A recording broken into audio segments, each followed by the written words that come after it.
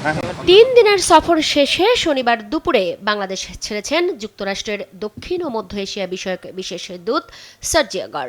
সফরে প্রধানমন্ত্রী তারেক রহমান, পররাষ্ট্রমন্ত্রী খলিলুর রহমানের সঙ্গে বৈঠক করেন তিনি। পরিদর্শন করেন কক্সবাজারের রোহিঙ্গা ক্যাম্প। সব কর্মসূচি শেষেই ঢাকা ওয়াশিংটন সম্পর্ক এগিয়ে নেবার কথা জানান ট্রাম্প প্রশাসনের এ দূত। The United States and Bangladesh can do together, and we look forward on building on that and taking it to the next level. Sergio গর তার সফরেই মার্কিন নাগরিকদের বাংলাদেশে ভ্রমণে সতর্কতার লেভেল 3 থেকে লেভেল 2-এ নামিয়ে আনার বার্তা দেন। তাছাড়া মার্কিন বিনিয়োগের বার্তাও ছিল এই সফরে, যা ইতিবাচক হিসেবে দেখছেন কূটনীতিকরা। সেই সঙ্গে দেশটির সঙ্গে agreement on reciprocal trade ART বাস্তবায়নের বিষয়েও তার জানার আগ্রহ ছিল বলেই মনে করেন এই কূটনীতিক। ART নিয়ে নানান কথাবার্তা আছে। এখন হ্যাঁ, আমরা আমদানি রফতানি নিয়ে কিছু বিষয় থাকতে পারে, কিন্তু এই বিষয়টাকে আপনি আমাদের পক্ষে যদি আমরা আনতে চাই, তাহলে সেটা ইনভেস্টমেন্টের মধ্য দিয়ে আমরা আনতে পারি।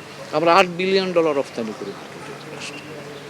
আমাদের এখানে যদি $10 বিলিয়ন মার্কিন যুক্তরাষ্ট্রে ইনভেস্টমেন্ট আসে, তাইলে তো আমি তো বরঞ্চ সেই দিক থেকে সুবিধাজনক জায়গায় যেতে পারি। এখন আমাদের দিক থেকে এই অভ্যন্তরীণ সুযোগটা তৈরি করতে হবে, যাতে করে মার্কিন যুক্তরাষ্ট্র থেকে বড় ধরনের ইনভেস্টমেন্ট আমরা আনতে পারি। বিশেষ করে ধরেন এনার্জি একটা বড় সেক্টর আমাদের, আমরা তো এখন এনার্জি নিয়ে ক্রাইসিসে আছি। তারা বিনিয়োগের ব্যাপারে যে ইতিবাচকতা দেখিয়েছে, এটা আমি মনে করি আমাদের জন্য একটা ভালো ইঙ্গিত। তার অর্থ হচ্ছে যে মার্কিন যুক্তরাষ্ট্র দীর্ঘমেয়াদে আমাদের সাথে সংযুক্ত হতে আগ্রহী। একটা রাজনীতি স্থিতিশীলতা যে ফেরত আসছে, সেটারও একটা ইঙ্গিত বহন করছে, এবং তার সাথে সাথে এটা একটা আমরা আশা করতে পারি যে যেহেতু বাংলাদেশ আমাদের দেশে বিনিয়োগটা আনতে আমরা ইচ্ছুক, এবং বর্তমান সরকার এখন আপ্রাণ চেষ্টা করছে বিনিয়োগ আনার জন্য, যুক্তরাষ্ট্রের কাছ থেকে বিনিয়োগ আনার জন্যও এখানে বেশ কিছু খাতকে এখানে আইডেন্টিফাই করা হয়েছে।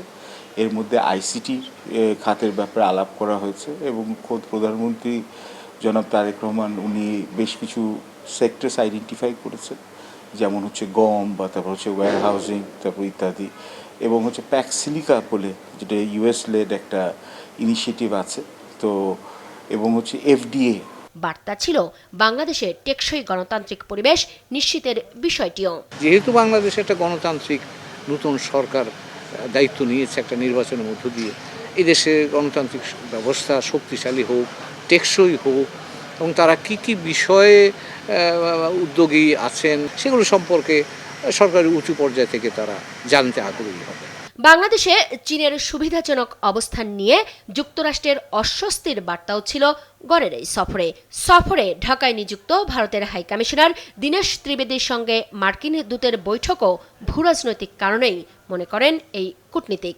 গতকালই একটা রিপোর্ট এসছে যে ভারতের পার্লামেন্টে যে সংসদের যে পররাষ্ট্র বিষয়ক কমিটি আছে, তারা বাংলাদেশে চীনের ক্রমাগত প্রভাব বিস্তারে তারা একটু উদ্বিগ্ন।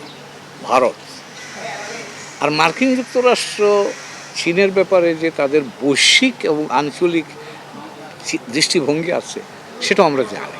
চীন বাংলাদেশে এখন যে সুবিধাজনক অবস্থায় আছে, এই বিষয়ে তারা কিন্তু ভারত এবং চীন দুই পক্ষই আলোচনা করতে পারে। ভূরাজনৈতিক একটা বিষয় তো থাকতেই পারে, রোহিঙ্গা ইস্যুটাও আর একটা ভূরাজনৈতিক বিষয়, কারণ চীনের একটা বড় ধরনের প্রস্তাব বাংলাদেশের সাথে এখন আছে, ইকোনমিক করিডোর। তো ইকোনমিক করিডোরটা তো এখন এটা তাদেরও একটা জানবার বিষয়, যে বিষয়টা কি, বাংলাদেশ কী ভাবছে। তো কাজেই আমার ধারণা এখানে যেহেতু ভারতীয় হাইকমিশনের সাথে মিটিং করেছেন, আলাপ আলোচনা করেছেন, এই ভূরাজনৈতিক বিষয়টাতে তারা নিশ্চয়ই হয়তো আলাপ আলোচনা বা মতামত বিনিময় করে থাকবেন।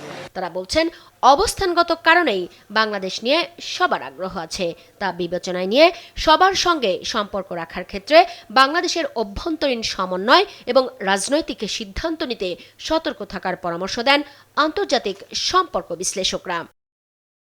মুক্তা মাহমুদ, দেশ টিভি, ঢাকা।